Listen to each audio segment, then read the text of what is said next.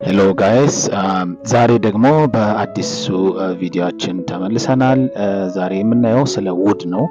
ውድን እንዴት አድርገን የምንጠቀመው የሚለውን እያንዳንዱን ስቴፕ አሳያችኋለሁ። ሌትስ ጎ።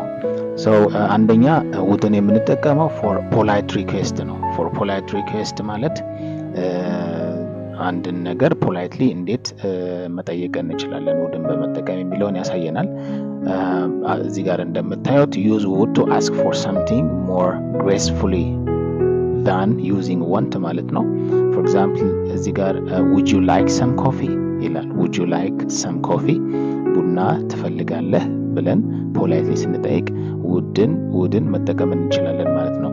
so contextually ደግሞ ስናየው it's used when offering something to someone politely ማለት ነው ቀደም ያለው። ሁለተኛ ደግሞ for hypothetical or imaginary situation እንጠቀመዋለን ማለት ነው።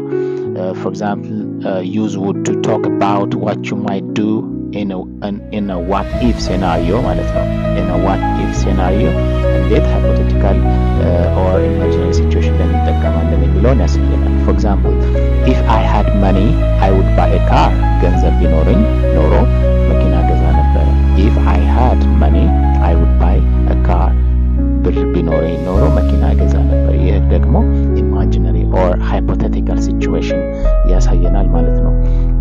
and third ላይ ስንመጣ for past habits ወይም ደግሞ በፊት ላይ ያለፉ ጊዜዎች ላይ በተደጋጋሚ የምናደርጋቸው ሀቢቶቻችንን ያሳየናል ማለት ነው።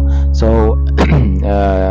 use would to describe things you used to do regularly in the past ማለት ነው። for example when I was a child I would play football every day. when I was a child I would play football every day ይህ ማለት ምንድነው? ልጅ እያለሁኝ ሁሉ ጊዜ ኳስ እጫወት ነበር። ያ ማለት ሁሉ ጊዜ ኳስ እጫወታለሁ redundantly or በተደጋጋሚ ማለት ነው። so it shows the past habits that we were doing in our past time ማለት ነው። and then fourth for future intentions ነው reported speech.